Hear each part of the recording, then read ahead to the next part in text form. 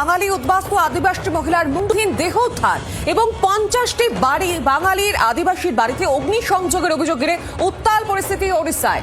Malkan villain 26 নামে গ্রামে বাঙালি আদিবাসী পরিবারের বসবাস এবং সেখানেই এই ঘটনা।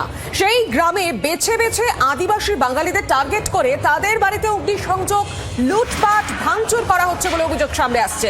ওড়িশা প্রশাসন মুখে পরিস্থিতি নিয়ন্ত্রণে থাকার কথা বললেও বাস্তবে পরিস্থিতি যে বেশ জটিল তার প্রমাণই পাওয়া যাচ্ছে। আজ মধ্যরাতে পর্যন্ত গোটা জেলা জুড়ে ইন্টারনেট সংযোগ বন্ধ রাখায় প্রশাসনিক সিদ্ধান্ত নেওয়া হয়েছে। এমবি 26 গ্রাম আপাতত পুরুষ শূন্য। উত্তপ্ত পরিস্থিতি ওড়িশার সেই ছবি জি 24 ঘন্টার পর্দায় তুলে ধরছি আপনাদের সামনে। বেছে বেছে আদিবাসী বাঙালিদের টার্গেট করা হচ্ছে বলে অভিযোগ সামনে আসছে। কেন্দ্রীয় আধা সেনা মোতায়েনের দাবি উঠছে আদিবাসী বাঙালিদের তরফ থেকে। বাড়িঘর ভাঙচুর, মারধর, একাধিক অভিযোগ সামনে আসছে। বাড়িঘরে অগ্নিসংযোগেরও ঘটনা।